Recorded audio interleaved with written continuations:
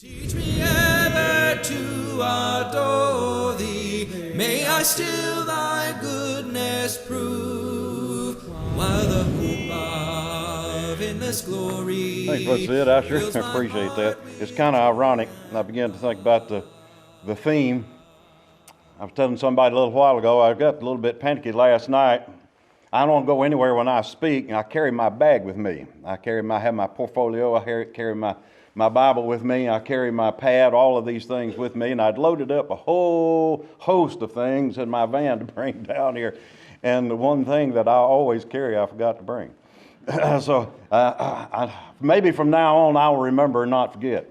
So it's kind of befitting that I have that as far as my work here today is concerned. It's a delight to be back with you. I'm always just anticipating with significant amount of joy the opportunity to come down and be with the good brethren here and to be associated with the work that's going on here, and for numbers of years now, and it's been an excellent thing to have been part of, and to have the association I've had with those that have been associated with the congregation here and with the school has been a glorious thing, and I'm always appreciative of that. The works that come out from the school here are something that we need to always be prayerful about and be supportive of, and I'm so thankful for the work that they're doing in that respect. So I'm wanted to make sure that I offer my gratitude in that respect. I'm glad that each and every one of you are here. Men are created with ability to think. I was listening to a comedian a little while back. He was talking about a situation where he had gotten drunk and he was being arrested. And he was being told, and being a law enforcement officer, I'm somewhat familiar with this. The officer was providing for him his Miranda rights. You have the right to remain silent, so on, so on, so on. And he was expressing his thoughts concerning that. And of course, one of the last statements that the officer is going to make, do you understand these rights as I have said them to you? And the man says, well, I understood my right to remain silent. The problem was I just couldn't quite exercise it. And so the more he talked, the more problem he got into. And so I began to think about that in relation to this. We are created with the ability to think, but we don't always exercise it as we ought. And that's the sad part about it. There are situations I know that you have engaged, in which you've engaged, and you have found yourself coming up a bit short on the expectation you have in whatever it is that you were trying to accomplish. And you were running in all different kinds of difficulty, and you were finding out more than anything else that you were failing in what it was that you were doing. And you kind of set it aside for a little bit, and you realize your failure, and say, evidently I'm just not thinking like I should. Or just some serious mistake that you may have made, and you may comment to yourself, I just wasn't thinking. You may be telling someone, even again as a law enforcement officer, there have been crimes that have been committed. There'll be somebody that might be in the vicinity who might serve as a witness, and you might pick them up and you begin to question them about what it is that they may have seen. I remember seeing him, but I don't remember what his face was or what the vehicle. I remember seeing maybe a yellow vehicle, but I don't remember anything else about that. And so you have to continue to try to press him just a little bit to see if there are particular details in which he might be able to recall. Think harder. Focus a little more. As it is the case with somebody that may be involved in athletics. A coach might get on to one of his players because evidently it's some mistake that he has made has cost the team either a point or a loss or something of this nature. You should have thought that through. What were you thinking? Going through the course of our life, there are times when we realize our failures and the fact that we are not exercising exactly what it is that God has provided. Information comes to us different ways. People particularly gain it in different manners. Some people like to have things told to them. Some people like to have it, to maybe read it. Somebody like me, I like having somebody explain it to me and then be able to have it demonstrated as well, just like playing music. When I'm sitting down with somebody and playing guitar or something of this nature, and I see somebody going through a particular move on the guitar, he might try to explain it to me how it's done, but if I can sit there and not only just hear him, but watch it, what it is he's doing, I might be able to pick it out a little bit better that way. Having some things demonstrated are very helpful. And even still, on occasions like this, man still does not exercise the ability that he's been given. Now, one of the things that I like about this particular subject matter in connection with this theme is that man was created with the ability to think. Now, you take this in consideration for just a moment. Let's recreate in our minds what happens in Genesis, the first chapter. God is, of course, going to take from the dust of the ground, and he's going to form a clay unit that is going to have the same sort of look as himself. He has created something in his own image. And then he's going to do something with which we have become rather familiar. Those particularly that are in the medical field can easily relate to this. Especially when someone goes into cardiac arrest, one of the things they're going to do is try to resuscitate this man by pumping oxygen into him, and also if there's a defibrillator handy, they're going to try to re-spark him to get that heart moving again. This is exactly what we have learned from the creation. The Bible tells us that God breathed into his nostrils the breath of life. Therefore, the oxygen has been provided. And then, even though it's not stated, you know that's exactly what it is that God's going to do. The defibrillator, being the hand of God, is going to give him that spark of life. And then, he's going to be told, as a full-grown human being, there are certain things that I require of you. When you look in Genesis chapter 1, just note with me just if you would, in Genesis chapter 1 and also in chapter 2, you're going to see a couple of statements here.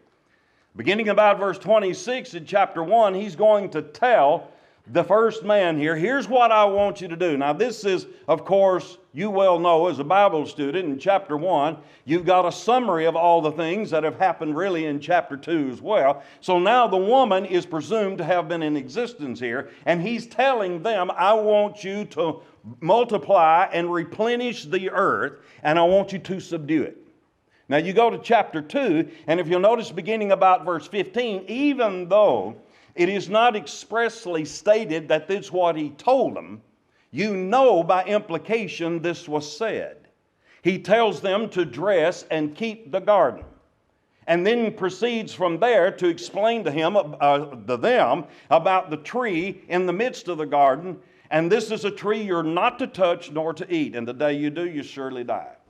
Now, I'm going to say this, and this seems to be somewhat of a pun, but I want you to think with me for just a minute about what it is that's happened here.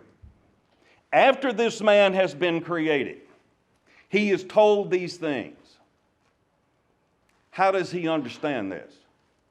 If he's something that's just crawled out of a primordial pool somehow or the other, how is it that this has come about by evolutionary process and him being able to comprehend his responsibility? Should that not be a question devised for the theistic evolutionists, who might believe that God has had a hand in something of this nature? Seems to me to come up somewhat short of it all.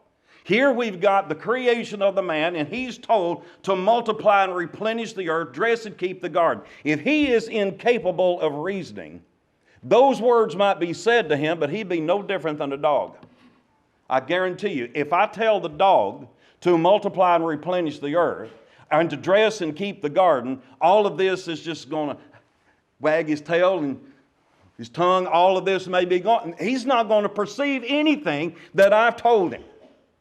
If Adam and Eve were not capable of understanding this particular information, it could not have been performed. But we know that there was understanding. Now, incidentally, it's an interesting thing about this as well. I have no idea what language it was. I don't know if we're ever told or if there's any presumption that's ever been provided what language they spoke. I do know this. There was a language, and he understood it. And God was speaking that language to them, and they comprehended it precisely what it was that was told. Now, how do I know? Number one, this was something that Adam evidently repeats to Eve. So he knows how to speak. He's understood the information. He's evidently told her. She perceives it. How do we know? Because when the temptation occurs in the 3rd chapter, and the Satan is going to entice her to take of the fruit, she repeats that information. I can't take of this. Why? Because the Lord said the day that we touch it or eat of it, we'll surely die. That is a clear indication that she understood it. Here is someone that was created with the ability to reason and to think, and she performed that up at least until that particular point in time. There's no doubt but the fact that we are created with that ability. Now, it's going to be also demonstrated, as time permits us this morning, we're going to see that she didn't fully carry out that information to what was provided for. There was other information that's going to be presented that is going to influence the decisions that she's going to make. And incidentally, that's going to be a decision that's going to have an influence on the rest of us and for the remaining of humankind as long as we exist here. This ability to think, my friends, is a marvelous thing. This thing that sits on top of our shoulders is not just there to have a place for us to put our hat. It is designed with a remarkable capability. And one of the interesting things about it is the remarkable nature of that which sits inside our skull is something that even the smartest of individuals that exist upon the face of the earth now still have difficulty in comprehending the entirety of its capabilities. Now, they have some design on it, but it's a remarkable thing to take in consideration. The seed of our understanding, my friends, is something a lot of people have had confusion over for many, many years. It goes back centuries. You can look back in your outline if you want to. There's some things there I think that are valuable for our consideration there. Looking at it in a practical way, you might go back as far as Aristotle, a Greek philosopher, and he had a real confusion about this, and he had to depart a bit from his instructor who was Plato. Plato had a good understanding that at least his thinking was that the brain was the seat from which all emotions and reasonings derive. But somehow or the other, Aristotle had a departure from that particular line of thinking. And he had the idea that the heart, here in the chest cavity, was the seat of reasoning. And his idea, I think, about the brain is it was the organ that cooled the heart. And everything goes through it somehow or another. That's what cools the heart. The Bible is going to speak about different terms that are used interchangeably about our seat of reasoning. And just for example, you can turn your Bibles over to Matthew, the 22nd chapter. You're going to remember when Jesus was asked about the greatest of the law, what was the greatest of the law? And he had stated in verse 37 to love the Lord thy God with all thy heart, soul, and mind. You remember those things? You got these three words that are found in that text that are somewhat used interchangeably, I think. Heart, cardia, that which has to do with the term where we get our word cardiac, cardiology, that's the root of all this. It references in a literal fashion to that which sits in the thorax of our human body. But we do know that it is used metaphorically, even as he's doing here. And it's the term that generally is going to relate in general terms to all other terms that are going to be used in reference to the seat of reasoning. When you use the heart, it is that which on many occasions can be substituted for soul and mind. It generally speaks of all of it. You got the soul, suke, that which is the inner portion of man, which also is the seat of his emotions. It's that also which I think is the description of the character of an individual.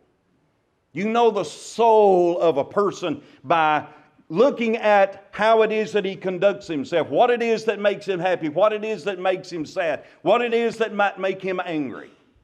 This is part of the character, the seed of emotions that you're finding. And then the term mind comes from a couple of different words, noema, dianoia. You might recall the statement that the Apostle Paul had made where he used two of these words back over in Philippians chapter 4 and verse 7. And the peace of God that passeth all understanding shall keep your hearts and minds through Christ Jesus. Here you're talking about cardia noma, that which describes all of the part of man that has to do with his reasoning. God has created man with that ability. Now, in respect, obviously, to our theme that's going on this week, to remember and forget not, this plays a very significant role. looking at what it is that has been created, I think is valuable. Let's go back for just a moment. If you're looking at your outline, let's take in consideration some of the things that some have stated about this thing that sits on our shoulders. Doing some research with this, I know many of you appreciate a lot of the works that Brother Brad Harrop has done, who's a neurobiologist himself. And so looking at some of the things that he has researched and found, it was very helpful. And providing this in your outline here is something that which you might be able to use as well. But it relates exactly to what it is that we're trying to establish this morning and how it is that this has come about and what God has done.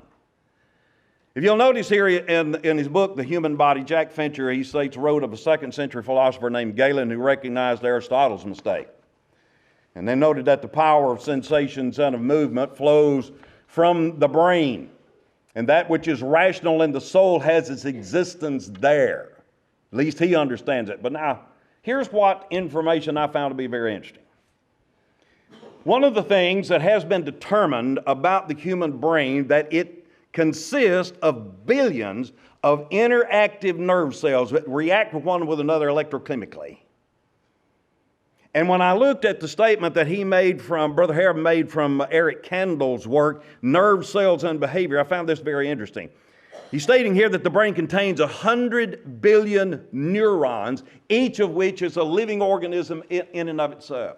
Now, it's hard to imagine for me, somebody like me, simple-minded person, that 100 billion of anything could exist, particularly in just your head. It's hard to imagine that amount of numbers of anything that exist here in your head. But it's not just that.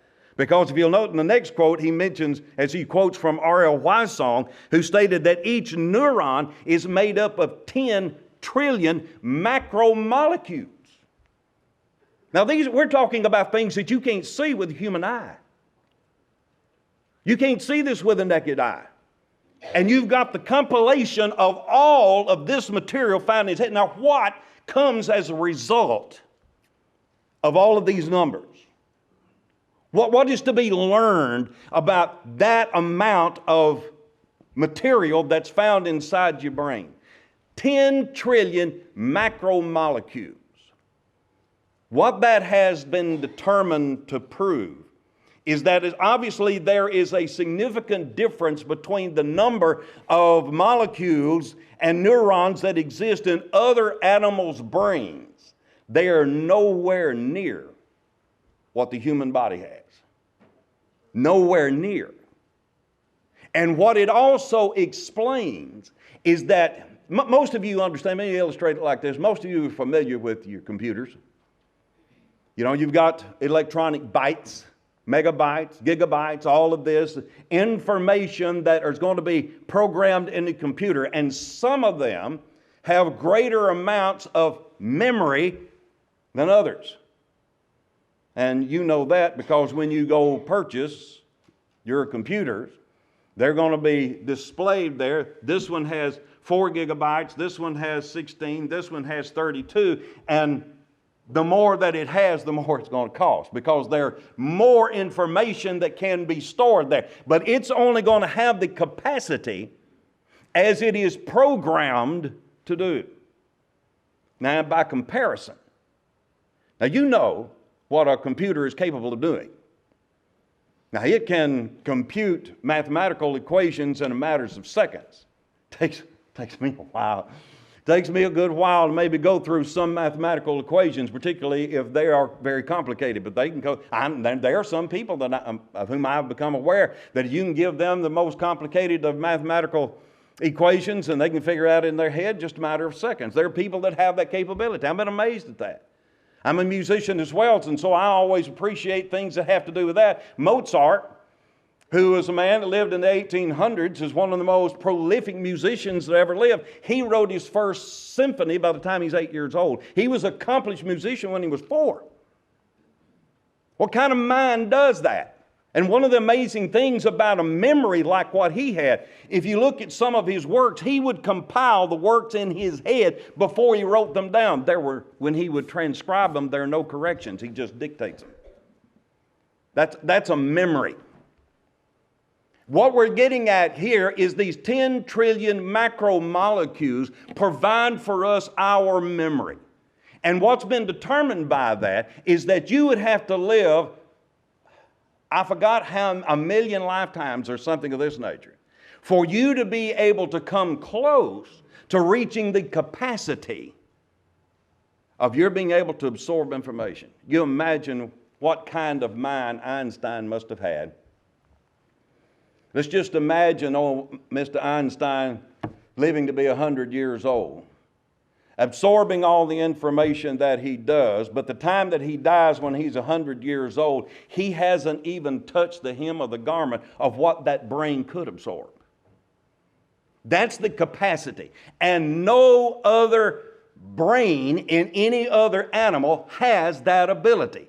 God has set us apart in that way. And it's not something, my friends, that is upon just the basis of what is seen in the animal kingdom of conditioning response. Animals might be trained to do certain things. And the only capability of reasoning that they will have would be that which God has naturally instilled within them, primarily to eat, sleep, mate. That's just about it. And what things are in connection with it. Sadly to say, there are some human beings, that's about as far as their thinking goes as well. Just eat, sleep, and mate. They don't use their brain for much of anything else. But we've been created with that ability to go beyond that. And that's why it is that we want to take opportunity just to view for a little bit this morning just some of the things that are in relationship to what it is that God has provided us. Take, for example, if you would, you turn your Bibles back to Isaiah, the 55th chapter.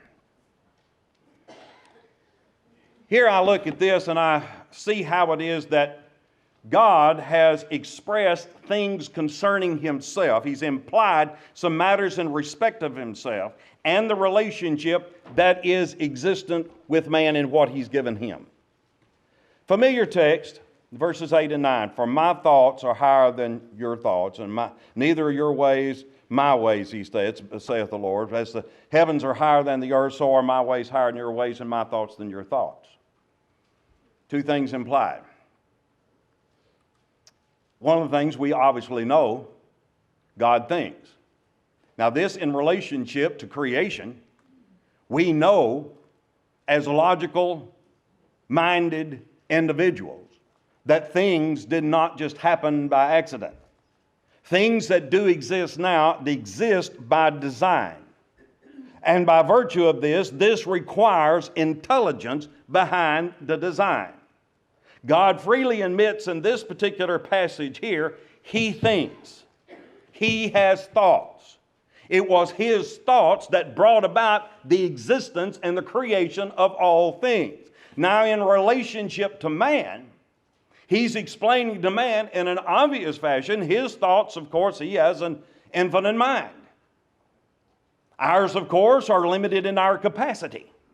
Even though that there are numbers of things that we could gain, that we're not seizing upon information that we should as we should.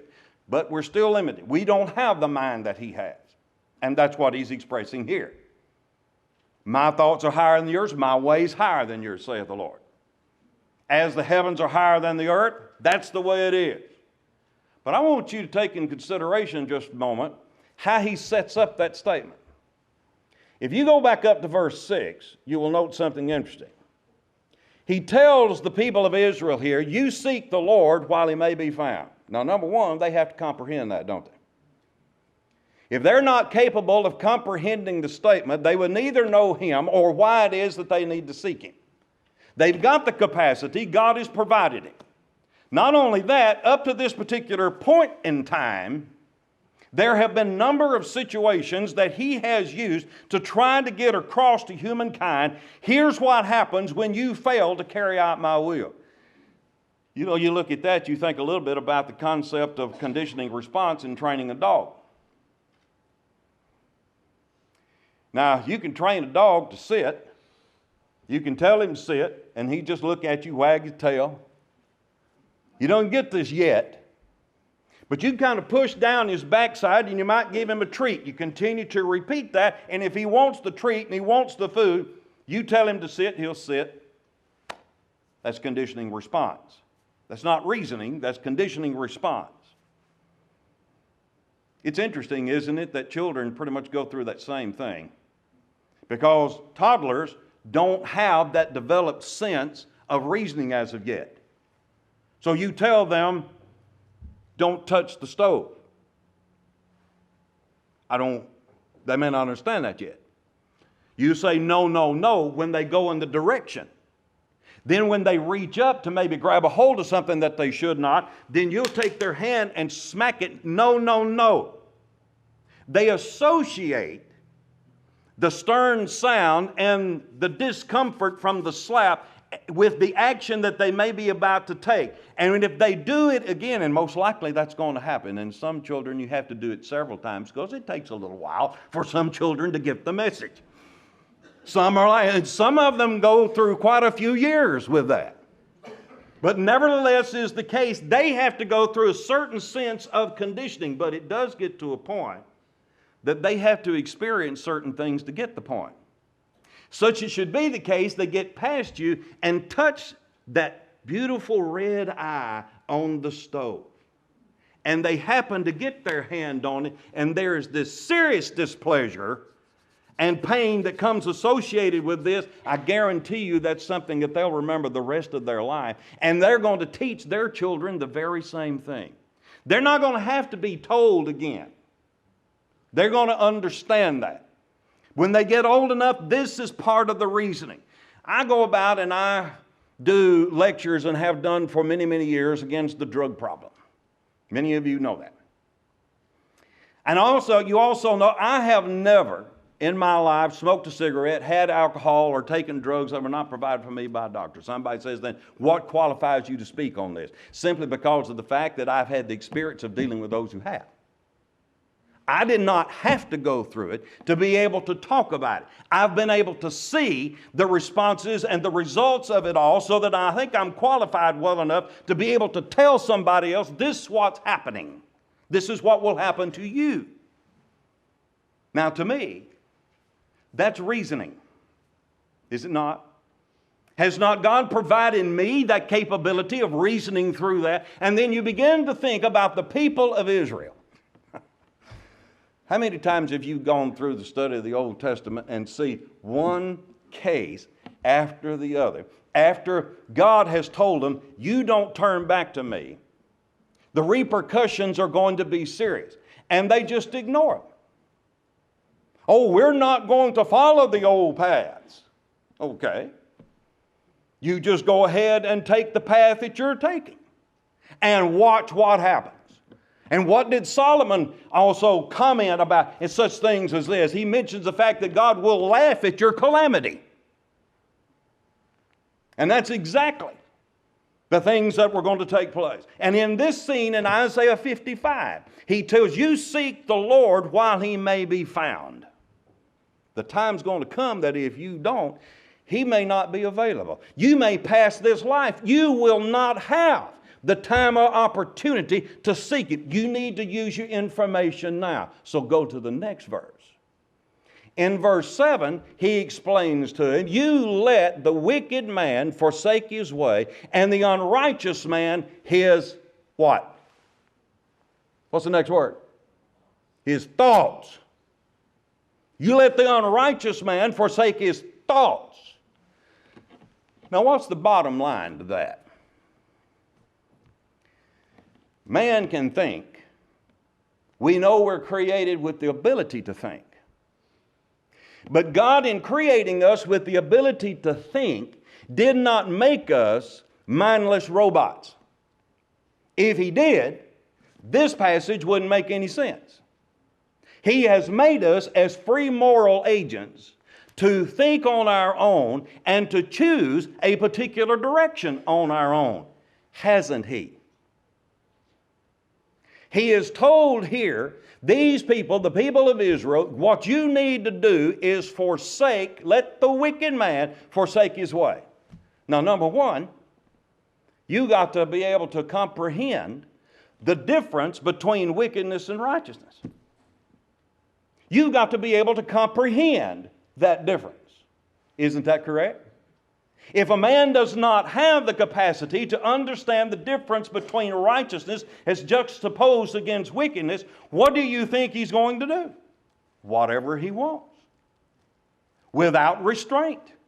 What are we told in our world now? Our people in our world now are telling us, those that are our intelligent elites, are telling us there is no standard except yourself. Whatever it is that you think may be based upon what you feel at the moment. That should be sufficient for the situation, whatever it is. You're not under any law. You're not under any restraint. Do whatever it is that you want to do, particularly if it's that which involves the principle of love. But you got to understand what that is too. And most of these people have no clues what that means. But we have to know the difference between that which is wicked and that which is righteous. Let the unrighteous man forsake his thoughts. The bottom line to this is that God has made us with the ability to think, but His desire concerning ourselves is He's wanting us to think what is right. You know, it's an interesting thing when you put this in context with something like our nation, the way it's framed. The country as it's framed, we have a wonderful constitution that was designed by some very intelligent men. We've been in existence for over 200 years, and throughout this time, we've enjoyed the freedoms that have come as a result of that document. It's primarily based upon principles that are found in the Holy Word of God itself. Until recently. And when you've got people now that are trying to impose on a population of people, you need to think our way, and that way is not what God says. And there are evidently some that lived in this day when Isaiah is speaking that needed to have this clarified unto them. So that's what set up this statement that you're seeing in verses 8 and 9. You need to forsake, the wicked man needs to forsake his way, the unrighteous man his thoughts, and here is how I want you to think. You think like me, God said, because my thoughts are higher than yours. My ways are higher than yours. Why do you think he made that statement? Is he just conceited and bragging about himself? He's trying to illustrate to man, I want you to develop a sense of thinking that is addressed to holiness and that which I have prescribed for you. I would submit to you that Eve is the first one that demonstrated this situation. It's just like this. Let's revisit this situation back in Genesis 1 and 2 and 3. We go back over to that scene, and I want you to imagine what is happening now when Eve is going through the garden. And when she comes in the proximity of the tree of knowledge of good and evil in the midst of the garden. And Satan is there in the form of a serpent, which would be very interesting. I know we don't see that. I've never heard of a snake speak before, but it is here. So this is something that's going to provide a little bit of an interesting situation where she's concerned. Take of the tree. No, can't do that. Well, why not? Because the Lord said, today we do. We touch it, take it, we'll surely die. Well, look at it. See how good it is. Well, now that you mention it is, nice looking fruit. And it's good for food. Red flag. You know what my question would have been? How do you know? How do you know? Have you taken of it? I'll tell you what. If you've survived from taking it, and God stated the day we take of it, that we'll die, I tell you what I need to do. Just on the sake of this alone, since I have some reservation about what it is that you're saying here, I know what it is that God told me. Let me go back and consult with Him first and make sure. Now, she could have just said no. It's a cut and dried situation anyway, what she should have said. But you know how we are. We are influenced by information. And she is. And the real kicker in all of this is when he tells her that you'll be as gods and you'll know the difference between good and evil. How many other people are going to know this? There's nobody else there. She's got the one advantage over Adam that she didn't have before, but she's going to share it with him, so he's going to have it as well. So she's going to lose that. But nevertheless, this is what sets it off. I want to know why it is that she didn't suggest to him by question, how is it that you know that? But let me first consult and ask about whether that's the case. Do we not learn from that situation right there that information can be manipulated?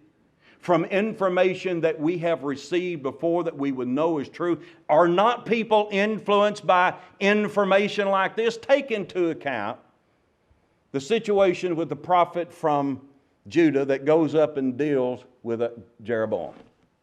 You remember that? He's told to go up to deal with Jeroboam, tell him you can't be setting up places to worship where they are. People need to be allowed to come back down to Jerusalem. That's part of the law. Okay.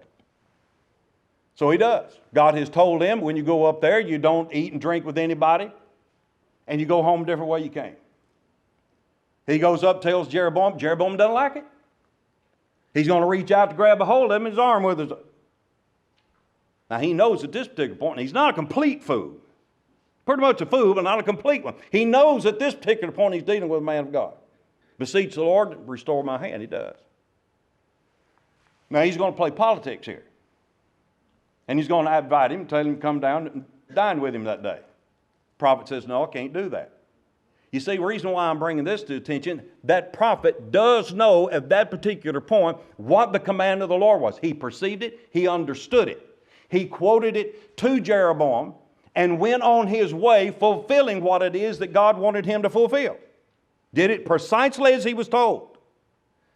Problem was, there were some other folks that witnessed that scene, two boys that go home and tell their daddy, who's supposedly a prophet too. Well, where did he go? Well, this is the way that he went. So he saddles up, heads off down that way, and finds the prophet from Judah sitting under a tree. You the prophet from Judah? Yeah. Well, you need to come home and dine with me today. I can't do that. Lord told me to come up and deal with Jeroboam, tell him he wasn't carrying out what God wanted him to do, and I'm not supposed to go home and dine with anybody, and I'm supposed to go home a different way, and I can't. Well, I understand that. But I'm also a prophet of the Lord too, and he brought the word to me, telling me to come find you and bring you home and dine with me today. Remember something that the Bible tells us right there? What was that next phrase? But he lied. Now the prophet from Judah doesn't know that. He perceives that since he stated he's a prophet from Judah, that means he must have been speaking the truth. You reckon? You reckon that happens also today? That there are people that run around and they make the claim that they are prophets of God, preachers of the gospel of Christ, and they're going to tell people, I am ordained of God to preach the gospel, and they're going to tell them things that the Bible doesn't teach. And look at the people that flock to follow them. They flock, just like Pied Piper and the children that follow along right behind them. You know the story in the end of the Pied Piper, don't you? Well, here the old prophet from Judah had the proper information, just like Eve. Eve had the right information to start with. Don't eat it. She'd been created with the ability to reason and think. She didn't exercise it like she should. She was hearing information that was contrary to what the Lord had told her. And we know what she did. She took of the fruit. Why did she do that? Now you can look at her square in the face, and all of us sitting here are living results of all that has come as a result of this, because sin's entered the world. And we could stand right here and look, why in the world did you do that? What were you thinking? Well, the information was provided to me. It seemed reasonable and seemed plausible. No, it seemed like this was something that you wanted. When he told you that it's good for food and it would make you wise, that was the hook. Now, the old prophet from Judah, there's not much reasoning here. But you would think that he should have done the very same thing that Eve should have done. Wait just a minute and let me consult with the Lord and make sure that this is right. You think he would have learned exactly what it is he should have done, and they might make the proper and right decision from, and he'd been doing it all along up to this point. But it ended up costing him his life. I often find it rather interesting what then the old prophet from Bethel thought when he had to tell him when he was sitting there eating, the prophet. God telling me to tell you what's going to happen to you. I'd hated being that man. But I know the reason I think that God did not kill him as well is because he's having to live with what he did. And he might tell somebody else about that. You go back to the situation with Eve, Adam and Eve. Why is it they did what they did? Did they forget? Did she take of the fruit because she forgot? That's what a lot of kids, you tell them things that they were supposed to do or not to do. Oh, I forgot. I just forgot. Yeah, right. She might have offered something of that nature.